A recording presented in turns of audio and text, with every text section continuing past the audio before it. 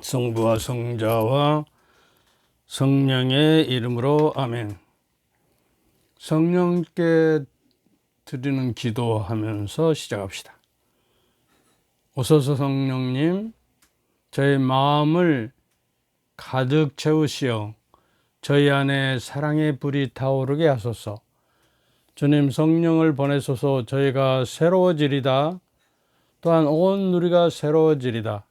하나님, 성령의 빛으로 저의 마음을 이끄시어 바르게 생각하고 언제나 성령의 1호를 누리게 하시고, 오늘 저에게도 성령께서 인도해 주시고 정치자들에게도 성령께서 마음을 열어 주셔서 당신을 영접하는 기회가 되도록 이 시간 이끌어 주소서. 우리 주 그리스도를 통하여 비나이다. 아멘. 성부와 성자와 성령의 이름으로 아멘. 이제 성령께 대해서 성령의 이끄심과 영감이 우리 영적인 감각으로, 여러 가지 감각으로, 영혼의 눈으로 본다든가, 또 영적 귀로, 귀 속의 귀로 듣고 목소리 속에 목소리로 듣는, 그래서 미세하게 고요 속에 우리에게 작용하시는 성령의 그 작용을 감지하는 그 영적인 감각 능력이 우리가 있기 위해서는 먼저 기초가 되어 있을 것 같아서 이번에는 성령께 대한 강의가 아니라 영혼과 내 심리학적으로 어떠한 토대가 마련돼서 그러한 토대 위에서,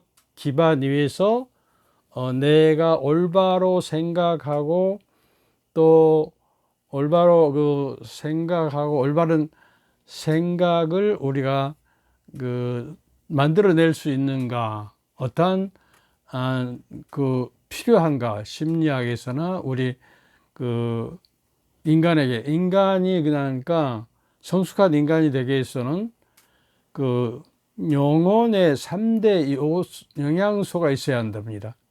3대 영양소는 뭐냐? 자유와 유능함과 관계 안에서 사는 거예요. 이게 우리 영혼이 자유로워요. 죄에서, 죽음에서 자유함을 느끼고 구원받은 것을 믿는 확신이 있어야 해요. 자유라는 것은 남에게 구속받거나 얽매이지 않고 자기 마음대로 행동한 것에 대해서 책임을 질 수 있는 그러한 인격의 소유자예요. 그러니까, 그리고 또 유능함이라고 하는 것은, 자유는 프리덤이죠. 유능함은 컴petence라고 하는데, competent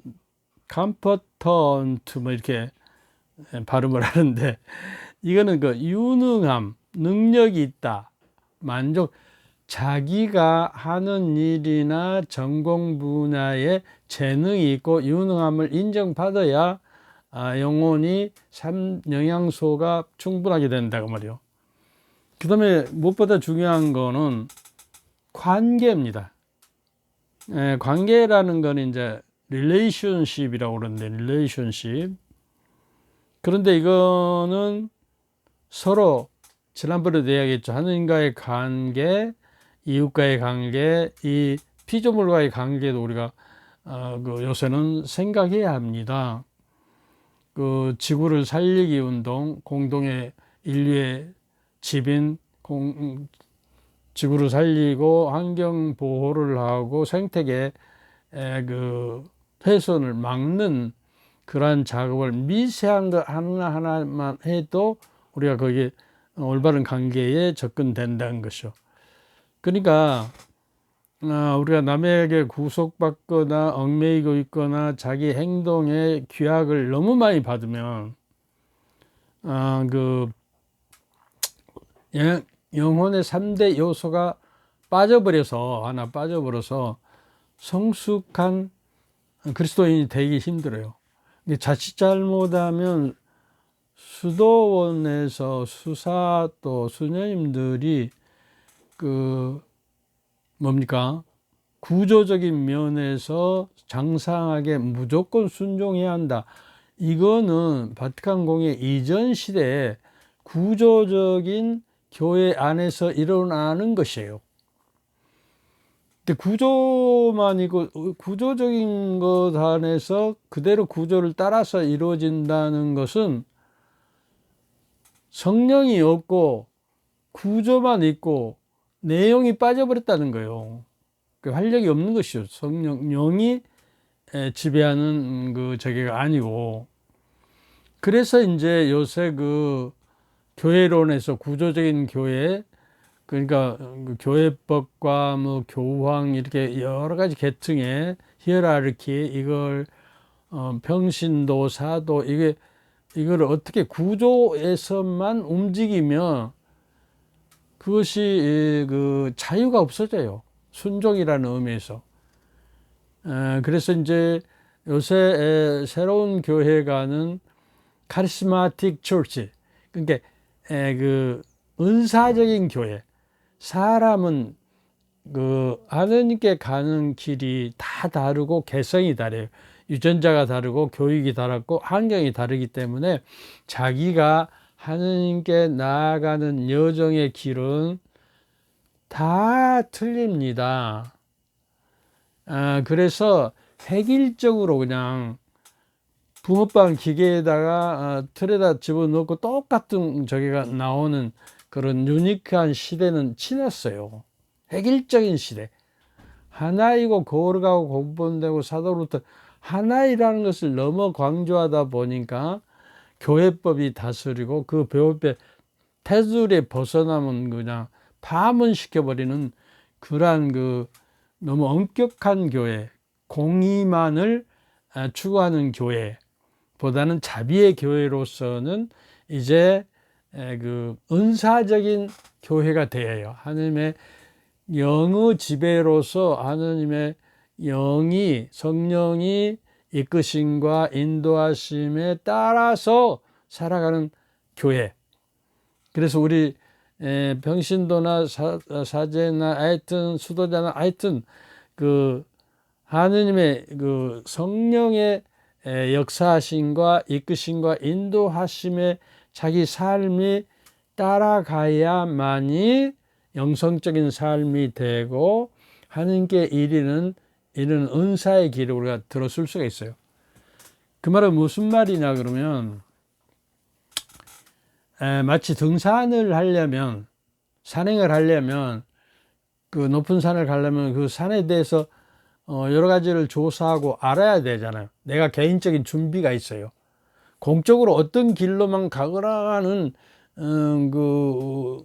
지침보다는 자기의 개성에 맞는 길을 찾고 또 그때 기후 조건이나 우비를 하고 또 나침반을 가지고 기후 상태를 보고 또 여러 가지 등산 용품을 철저히 지켜서 얼마나 시간이 걸리는지 거기에 대응하기 위해서 점점 높아지면 어떻게 수긍할까. 이런 거는 개인적인 책임이고 개인적인 문제란 말이에요. 개인의 유능함이요.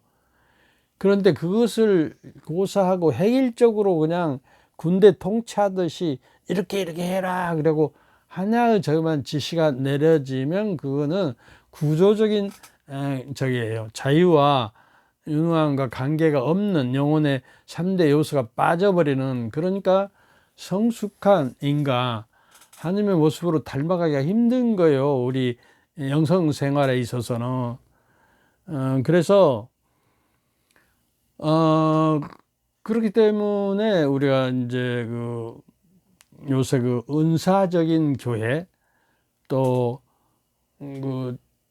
성령의 7가지 은사를 우리가 항상 마음속에 품고 거기 그 은사를 따라서 그 이끌림에 내가 따라서 내약에 맞춰서 이제 살아가는 것이 은사적인 삶이에요. 은사적인 카리스마틱 라이프예요. 그래서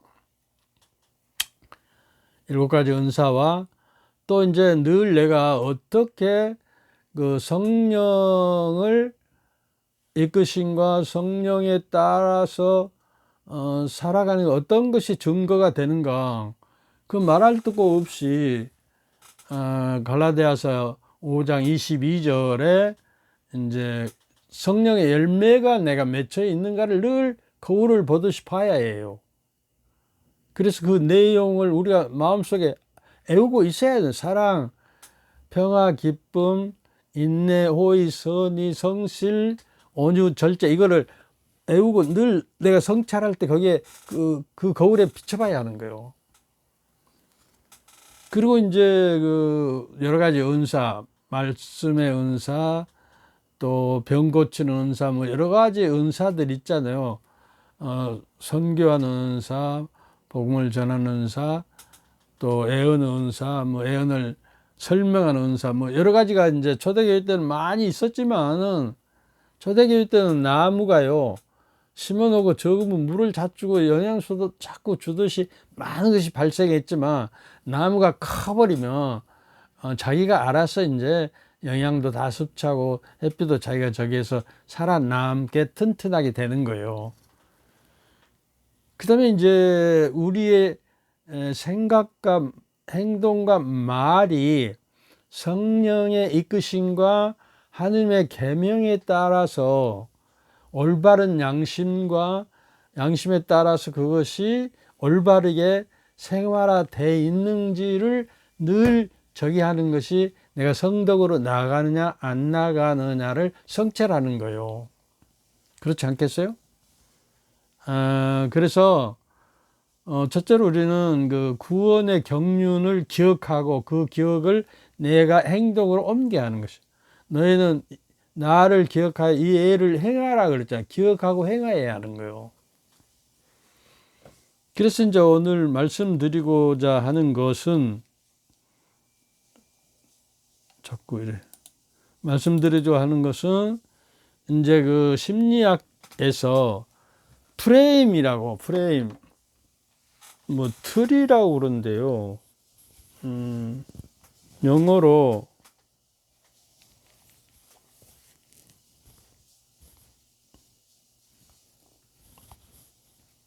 뭐야 이래, 영어로 이렇게 프레임 그래. 프레임, FRAE.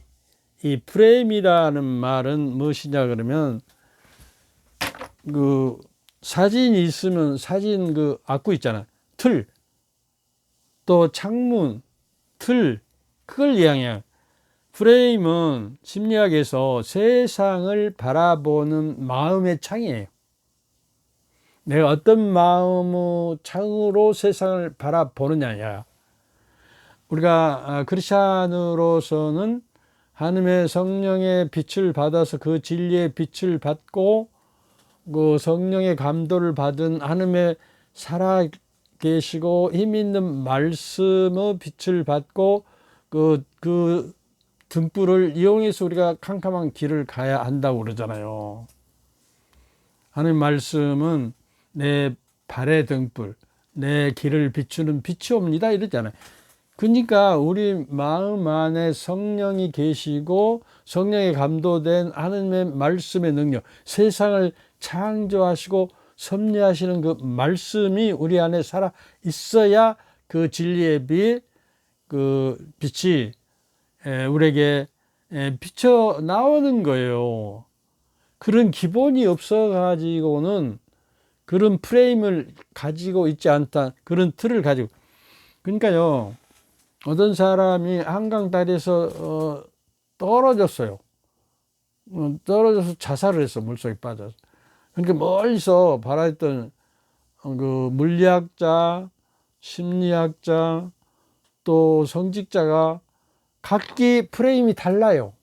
물리학자는 저 한강 다리가 몇 미터니까 떨어지는 속도가 계산하면 몇 초에 떨어졌다. 이렇게 자기 프레임을 가지고 이야기하는 것이고, 심리학자는 저 사람이 공황장애나 그 정신장애가 있어가지고 자살하려고 떨어졌는 겁다. 그러고 이 사람이 또 저게를 우울증에 걸렸다든가 어째서 죽어서 그렇게 생각하는 것이고, 성직자는 저 사람이 떨어진 순간에 구원을 받았을까, 회개하고 구원을 받았을까, 이렇게 그 마음의 창이 다 다르단 말이에요. 바라보는 창이. 그래서 어떤 문제를 바라보는 관점, 어떤 관점으로 이것을 바라보느냐에 따라서 그 성공 여부가 되고, 그 관점이 올바르게 되어야 내가 그 관점에 따라서 생각하고 말하고 행동하는 것이요. 근데 지난번에 언젠가는 말씀드려요. 일본에서요, 태풍이 아주 심하게 불어져서 그때 그 사과가 다 떨어져 버렸어요. 거의가 10%도 안 난 것이, 10%나 남았든가. 그래가지고 이제 그때 그 수능 시험이 있었거든요. 근데 이제 우리 한국에서도 수능 시험에서 엿을 갖다가 막 정물에다 붙이고 그 떨어지지 말라고 막 그런 거 있잖아요. 근데 다른 사람들은, 사과 농사를 하는 사람들은 다 실망에 젖어서 탄식하고 있는데, 한 사람만은 기가 막힌 프레임이 생각났어요. 그걸 바라보면서 그 관점을 달리했어요. 이제 이거를 아직 10%나 남아있는 사과들을 따가지고 이거는 떨어지지 않는 사과다 그러고 전에 1,000원을 받았으면 10,000원씩 팔았어요. 그러니까 그런 이상한 미신이 있는 일본 수능 보는 학생들도 그걸 너나나도 없이 부모들이 사다가 줬거든요. 먹으라고. 이건 먹으면 안 떨어진다. 그래가지고 그 떨어지지 않는 사과를 파는 사람은 1년 평소에 수학보다 더 많은 돈을 벌었다고 말이에요. 이게 세상 만사 어떠한 관점으로 세상을 바라보고 판단하고 행동하느냐에 따라서 운명이 달라지는 것이죠. 이게 세상을 관조하는 사고방식, 세상을 그 하나님의 빛을 우리는 통해서 바라보기 때문에, 그리스도의 성령의 진리의 빛으로 우리가 바라보기 때문에 우리는 정말로 영성적으로 바라보는 거예요.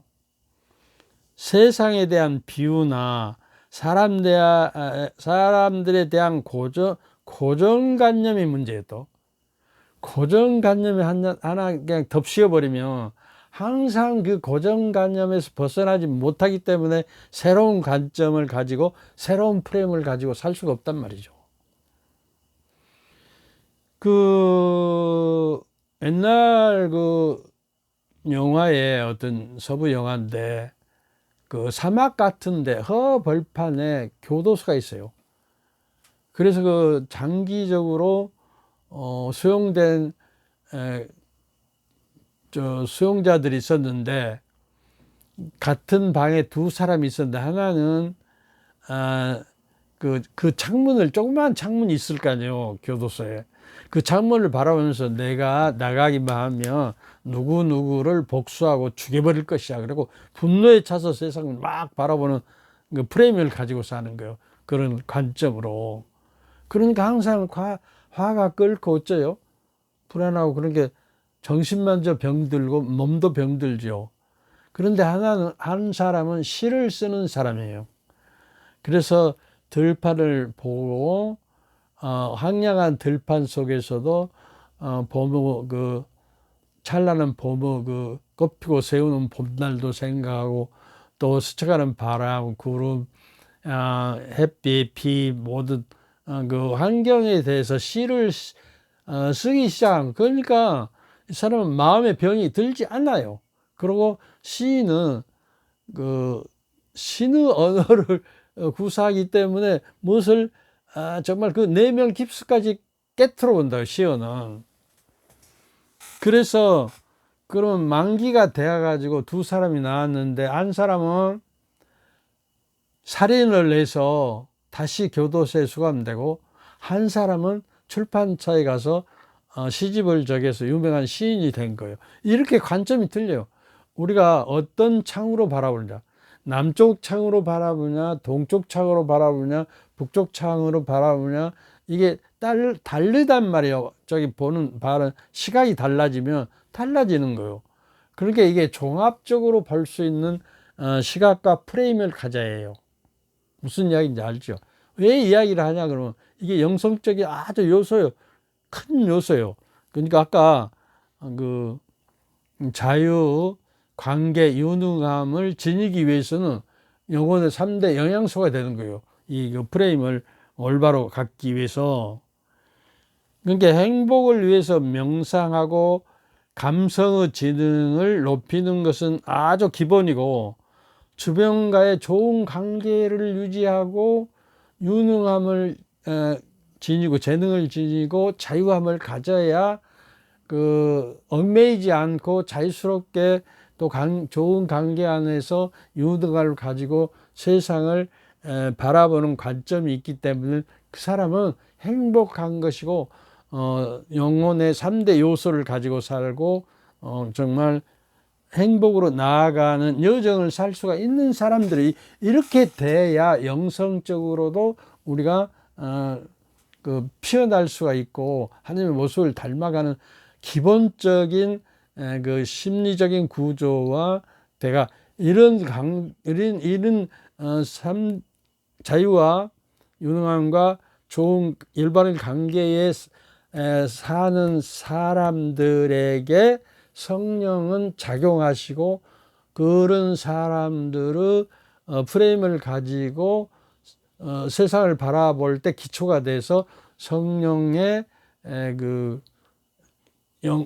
영적인 영감과 영적인 감각에 의해서도 오감을 가지고 세상을 바라보고 간조해서 정말 올바로 삶을 지표를 삼아 갈 수가 있다는 거예요. 무슨 이야기인지 알겠어요? 이게 아주 중요해요. 그래서 내가 책을 안 가져왔는데 최인철 교수가 서울대 심리학과 교수, 미국에 유학 가서 미국에서도 교수 생활한 유명한 사람, 지금 서울대학교에서 행복 연구소를 하고 있어요. 그래서 이 프레임이라는 책을 꼭 한번 보세요. 당신 자신을 변화시키려면. 프레임을 바꾸면 이게 세상을 바라보는 관점과 세상을 바라보는 틀을 바꾸면 인생이 달라진다는 거예요. 자신의 한계를 깨달았을 때 경험하는 절대 겸손. 인간은 지난번에도 이야기했죠. 인간은 흙으로 만들어서 먼지로 돌아간다는 겸손, 자기 한계성을 느끼고 하나님의 절대성에 우리가 굴복하고 겸손해져야 해요. 그래야 자기 중심적인 프레임을 깨트리고 고정관념을 깨트리고 보편적인 그 프레임을 가져야 한다는 거예요. 그리고 거기에서 깨트리고 나와야 용기가 생기고 지혜가 생기고. 그러니까 이제 그 사추덕이라 하잖아요. 지덕, 의덕, 용덕, 절덕. 그 지혜와 용기와 절제와 이게 지덕, 의덕, 올바름과 이 세 가지 덕이 갖추어지는 조건이에요. 이 프레임을, 올바른 프레임을 갖는다는 것이. 그리고 이제 그 맹자님도 사단설이라고 해가지고 인의애지 그러잖아요. 측은지심은 인의단이요. 또 수어지심은 인의, 올바르다. 부끄러울 줄 알아요. 정치인들도 부끄러울 줄 알고 공무원들도 부끄러울 줄 알고 모든 사람이 부끄러울 줄 알아야 하는데 이게 의예요. 올바름이에요. 그리고 양보지심, 그 사양지심, 이게 이제 애의 단위라. 애절이 있으면 전에는 어른이 주면 무엇을 큰 선물을 주면 아이고 처음에는 아이고 제가 감히 받을 수 있는가요? 아이고 저 부족해서 못 받겠습니다. 다음에 저게 이런 그 겸손을 떨었거든요. 요새 애들은 주면 좋아요 그냥 뺐듯이 가져가죠. 그 A 범절이 없는 일단은 감사하고 거기에 대한 반응을 보여야지요. 그다음에 이제 수호지심, 그 치비지심 하나는 가릴 줄 수호지심, 인의 지 이제 그러니까 지식 이게 저게 가림을 옳고 그름을 가릴 줄 아는 그런 덕이 있어야 한다는 거예요. 이런 덕이 사추덕이나 또 이런 성덕과 덕성이 갖추어지려면 이제 프레임이 우리가 세상을 바라보는 관점이 신앙인으로서 영성적인 관점으로서 영혼의 눈으로서 하나님의 말씀의 빛과 성령의 진리의 빛으로서 우리가 바라볼 수 있는 훈련을 하기 위해서는 이런 기초 작업이 돼 있어야 한다는 거예요. 그래서 많은 우리가 책도 보고 많은 지식도 쌓고 종합적으로 통합적으로 이렇게 세상을 바라보고 그걸 판단하고 결단할 수 있는 저기를 갖기 위해서 인간은 공부를 해야 하는 거예요. 죽을 때까지. 그 지식과 지혜는 그냥 가져다 주는 거 아니에요. 우리가 노력해서 얻어야 하는 거예요. 그래서 지혜는 한계를 인정하는 것이다. 그 프레임이라는 책에서 이야기를 합니다. 17쪽에 우리의 삶이 가장 아름답고 행복한 풍경을 향유하기 위해서 최상의 창을 갖도록 해야 최상의 프레임을 갖도록 해야 한다는 거예요. 어떤 프레임을 통해 세상에 접근하느냐에 따라서 삶으로부터 일어나는 결과물이 결정적으로 달라집니다. 내가 세상을 바라보는 관점과 그 틀이 달라짐으로써 올바로 바라봄으로써 우리가 인생을 성공하느냐 못하느냐에 달려있는 것이다. 그리고 신앙생활이 정말로 하나님의 모습으로 닮아가서 정말 영생을 받느냐 못 받느냐도 이런 기초가 있어서 발전해야 하는 것이다. 그래서 오늘 이 이야기를 하고 있는 것입니다. 인문학적으로도 우리가 좀 어느 정도 성장을 해야 하기 때문에 그러니까 그 최상의 프레임 통합적으로 그 사추덕을 가지고 보는 삶 그 최상의 프레임은 자신의 삶을 재무장해야겠다는 용기. 그러니까 여러 가지 학문을 공부하고 그 공부된 기억으로서 조명되어야 올바로 판단하고 저기를 하죠. 이것이 지혜의 목적이라고 할 수가 있는 것이에요. 지혜가 있어야 세상을 이기고 살아남아요. 우리 신앙인들은 구체적으로 우리는 적어도 저희를 해야 하거든요. 그 육에 따라서 살지 않고 영에 따라서 내가 영적으로 살고 싶어도 육이 더 세기 때문에 나를 못하게 막아버린단 말이죠. 그리고 육적으로 세상 것으로 이끌려 가버리는 경향성이 있어요, 인간은. 이게 언제의 결과죠. 그래서 우리가 육적인 것을 이겨내고 육의 욕망과 또 재물에 대한 욕심 이렇게 여러 가지 욕망을 내려놓고 이걸 이겨내고 영에 따라서 하나님의 성령에 따라서 이끌림에 따라서 어떤 그 관점과 프레임을 가지고 세상을 바라보면서 내가 그걸 식별하고 식별해서 선택해서 내가 결단을 내리고 세상을 살아가느냐가 인생을 올곧게 살 뿐만 아니라 올바른 관계와 유지 속에서 살아내기 때문에 하나님의 뜻에 따라서 우리가 살아가는데 이러한 좋은 프레임을 최상의 프레임을 가지고 세상을 관조하면서 살아가야 한다는 거예요. 우리가 매일 보고 듣는 말이나 내용은 개개인의 프레임에 의해 결정돼요. 어떤 것을 취사 선택해서 어떻게 그걸 내가 받아들이냐에 따라서 그 개인의 관점과 그 창에 따라서 달라집니다. 같은 사람이 그것을 들었어도 자기가 좋아하는 것만 자기가 선택해서 들어요. 선택적으로.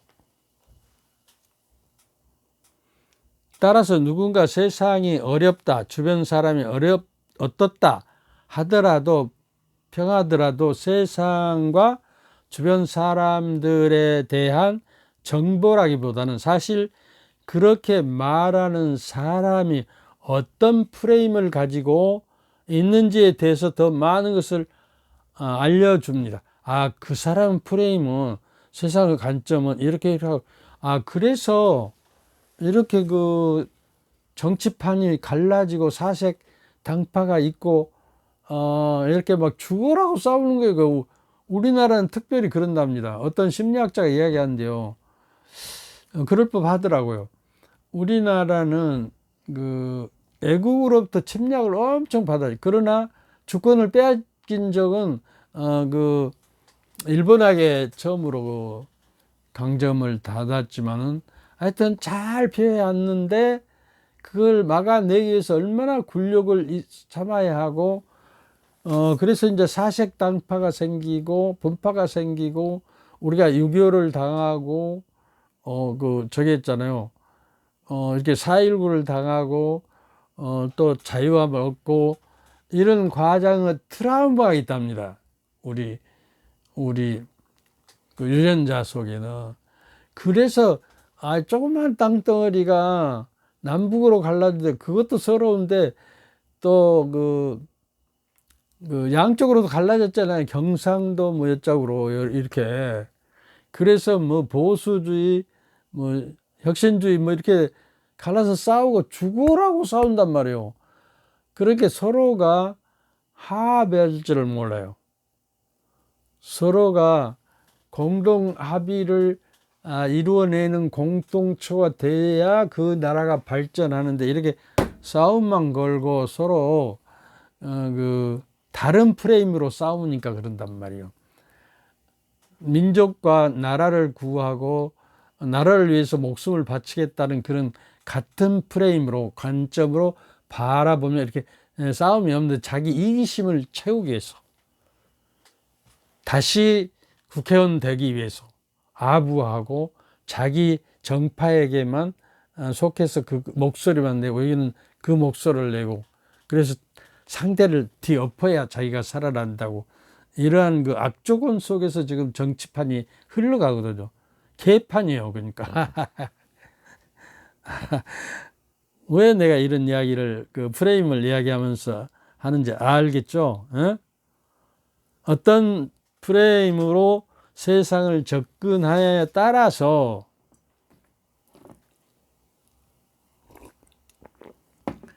삶으로부터 일어나는 결과물들은 결정적으로 달라져요. 그러니까 똑같은 자녀들도 그 교육과 환경에 따라서 이렇게 자기가 경험하는 그 저기에 따라서 프레임이 달라요. 어떤 큰아들과 작은아들, 막내 이게 다 달라요. 이게 프레임을 꼭 똑같을 수가 없어요. 세상을 갖기 위해서는 자기가 갈고 닦아야 하고 무엇이 분별력이 있어야 하고 올바른 양심을 가지고 올곧게 판단할 줄 알아야 해요. 그러니까 우리가 프레임을 알아야 하는 이유가 바로 여기에 있어요. 예컨대 어느 날 그 세실과 모리스라고 하는 사람이 그 예배드리러 가는 중에 담배 피면서 기도하면 기도가 되느냐? 그리고 막 서로 실랭이를 해요. 자네는 기도 중에 담배 피워도 된다고 생각하는가? 그러고 서로 글쎄 모르겠는데 랍비에게 한번 물어보자고. 그래서 세실이 랍비에게 물었어요. 선생님, 이제 다, 다 됐다고 그러네. 35분. 기도 중에 담배를 피워도 됩니까? 그러고 물었어요. 그러니까 어떻게 하겠어요? 랍비가 정색을 하면서 대답하기를 그건 절대로 안 되네.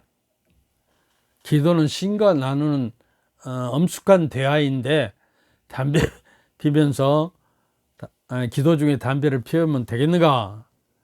그리고 엄숙한 대화인데 이게 세실로부터 랍비의 대답을 들은 모리스가 말했어요. 그건 자네가 질문을 잘못했기 때문이야. 그 프레임이 틀렸다는 거예요. 관점이. 내가 다시 가서 물어볼게. 그리고 이번엔 모리스가 랍비에게 물었어요. 선생님, 담배를 피우는 중에 기도하면 안 되나요? 그러니까 랍비가 환한 미소를 지으면서 형제요, 기도는 때와 장소가 필요 없어요. 어떤 환경에서도 하면 돼요. 담배를 피우는 중에도 기도는 얼마든지 할 수가 있는 것입니다. 이렇게 그 관점이 말이요, 완전히 상반되잖아요. 행복은 무엇이 아니라 어떻게의 문제예요. 무엇, what이 아니라 how예요. 어떤 방식으로, 어떤 프레임을 가지고, 어떤 관점을 가지고 세상을 살아가느냐에 따라서 행복은 대상이 아니라 재능이라고 헤르만 헤세는 말합니다. 헤르만 헤세는 행복은 무엇이 아니라 어떻게가 문제다. 행복은 대상이 아니라 재능이다. 이러한 재능이. 그러니까 아까 재능, 유능함이 있어야 한다고 했잖아요. 자유와 유능함과 올바른 관계. 헤르만 헤세도 이걸 깨닫게 된 거예요. 그래서 상위 프레임은 왜 이 일이 필요한지 그 이유와 의미, 목표를 묻는 거예요. 비전을 묻고, 앞으로의 비전, 꿈과 비전, 이상을 세우고, 그러나 하이 프레임에서 그 일을 하기 쉬운지 어려운지, 시간이 얼마나 걸리는지, 성공 가능성이 얼마나 되는지는 구체적으로, 이게 이번에는, 다음에는요, 하이 프레임과 상위 프레임이 어떤 것인지, 어떠한 프레임으로 우리가 상위 프레임으로 가자 하는데 그것을, 그 내용을 말씀해 드리고자 합니다. 오늘은 여기까지 하고 끝을 내고, 지난번에 한번 이야기했는데, 지난번에요, 참 이 이야기를 해야겠어. 지난번에 수요일 날 올리지 못하는 이유는 내가 컴퓨터를 하는데 잘못 눌러가지고 그 컴퓨터에 입력된 것이 다 날아가 버렸어요. 그래서 컴퓨터 파는 데 가서 해도 못하겠다고 그러고, 근데 다행히 우리 정윤 신부님이 잘하더라고요. 그래서 어떻게 다 복구시켜 갖고요, 지금은 이제 제대로 될 거예요. 수요일 날 못 올리고 나 혼자서 방법으로 그냥 유튜브에서 찍어 가지고 그다음 공유해서 그냥 올려놓으니까 아무 글도 달지 못하고 그냥 그림으로만, 말소리만 나왔는데, 이번에는 그러지 않을 거예요. 근데 이제 지난번에 저기 했는데, 우선 전화번호하고 또 주소를 확실히 적어주면 댓글 달아주는 사람에게 선착순으로 12명에게, 내가 또 책을 안 가져왔네. 이런 두꺼운 책이 2권이에요. 세상에서 하나밖에 없는 책이, 제가 17년 동안 만든 영성의 좋은 글들을, 댓글, 성인, 성녀들, 교부들, 영성 대가들의 글을 17년 동안 매일 영성 샘물이라는 인터넷에 올린 것을 종합으로 해가지고 사전식으로 가나다 순으로 해놔서 겸손, 사랑, 자기가 찾고 싶은 거 하면 쭉 나와요. 그리고 이제 다른 글을 뽑아다 하고 내가 어려울 것 같아서 밑에다 해설을 하고 그랬어요. 이 책을 보내주고 그분들이 원하시면 그분들을 내가 카톡방을 만들어서 기도 기사단을 만든다고 그랬거든요. 12명, 그 12제자. 예수님이 12제자를 갖고 세상을 정복했잖아요. 그러니까 기도는 말이죠. 하늘에 계신 우리 아버지, 그래. 나의 아버지 하면 안 돼요. 우리라고 공동의 기도예요. 공동으로 해야 기도가 이루어지는 거예요. 저에게 잘못한 일을 저희가 용서하기, 내가 잘못한 일을 내가 용서하는, 이렇게 하면 안 된단 말이에요. 주도권은 하느님에 있고, 우리가 너와 두세 사람이 함께 모인 곳에 나 함께 있겠다 그랬거든요. 그러니까 같이 품앗이해서 기도해. 내가 나를 위해서 기도하면 자기 중심에 빠져서 기도가 안 이루어져요. 그러니까 서로 품앗이 하자는 거예요. 그래서 카톡방에서 자기 기도 제안을 발표하고 또 서로 나누고, 그래서 그것을 가지고 내가 그 12명의 제안을 매일 미사야 봉헌을 한다는 거예요. 얼마나 좋아요. 그래서 제 전화번호를 가지고 내 메시지에다 올려주세요. 그 전화번호 주소. 가능하면 그 메일 주소도, 이메일 주소도 올려주면 내가 또 어떤 것에 대해서 답도 하고 그 이메일로 보낼 수도 있고 그러니까요. 그래서 이게 참여하시면 아마 여러분 좋을 거예요. 그리고 정오에 그날 하여튼 그날 정오 기도회라고 합시다.